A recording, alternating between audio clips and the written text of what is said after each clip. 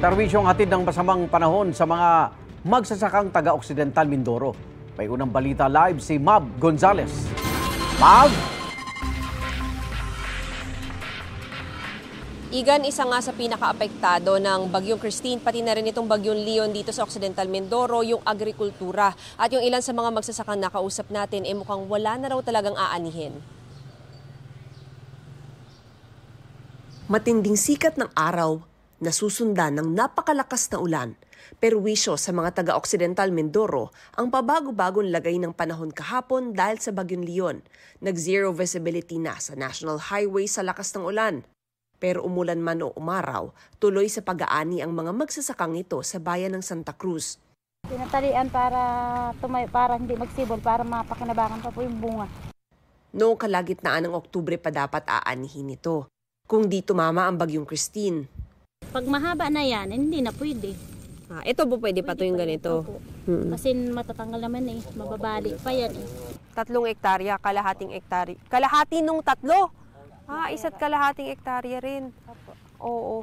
Taon-taon tinatamaan ng bagyo itong Occidental Mindoro at taon-taon naaapektuhan din yung mga magsasaka ng palay. Kailangan kasi tuyo ito para maani nila. Kung hindi, kapag nababad ay mabubulok yung palay bago pa nila makuha.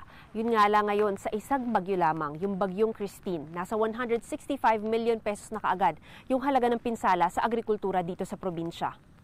Sa kabilang palayan, buong araw rin ang paggagapas ng mga magsasaka.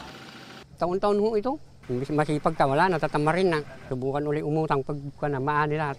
Pero kung sila may munting pag-asa ng aanihin, ang iba gaya ni Adeliza, naghihintay pa rin.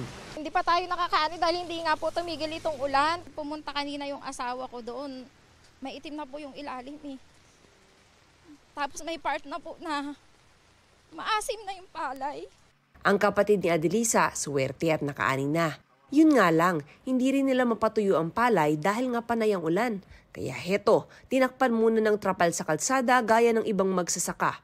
Ngayon lang daw ito naranasan nila Adeliza sa 25 taon ng pagsasaka. Ang 100,000 pisong puhunan mukhang pinadapa na rin daw ng nagdaang bagyo. Yun po ay inaasahan po namin na panggastos namin sa aming anak. Tumawag nga po kanina.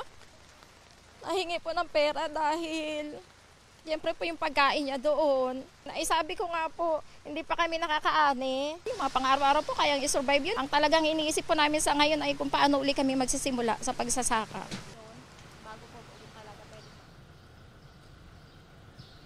Igan, sa buong Magdamag maulan at saka malakas yung mga hangin dito sa bahagi ng Mamburao sa Occidental Mindoro. Actually, kaninang madaling araw nawalan pa ng kuryente. Pero sa ngayon, kung makikita po ninyo, maayos ang lagay ng panahon. Igan?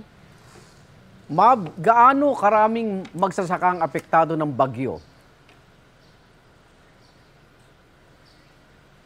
Sa ngayon, Igan, tuloy-tuloy pa rin kasi yung accounting ng PDRMO ng Occidental Mindoro dahil merong mga magsasaka na hindi pa nagre-report dahil nga umaasa sila na may maaani pa sila. Pero ang running total nila ngayon ay nasa 165 million pesos na halaga. Walang partikular na numero kung ilang mga magsasaka ito, Igan. May balita na ba kung inabutan na ng tulong yung mga ng lokal na pamahalaan ng yung mga apektadong magsasaka, Mab? Igan, merong ilan sa kanila na kinausap na nung kanilang mga municipal agricultural officers. Ang ilan din sa kanila ay sabi nakikipag-ugnayan na rin sa Philippine Crop Insurance Corporation para merong makuha. Yun nga lang, Igan, particular dito sa PCIC, hindi naman kasi nila makukuha yung kabuuan nung ginastos nila doon sa pagtatanim nila, yung buong puhunan kumbaga. Kaya ang sabi nila, malaki pa rin talaga ang lugi. Kaya umaapela pa rin yung mga magsasaka na nakausap namin na baka yung national government meron pang maiabot na tulong sa kanila, lalo't heto nga at nandito pa ang Bagyong Leon. Igan? Maraming salamat. Ingat, Mab Gonzales.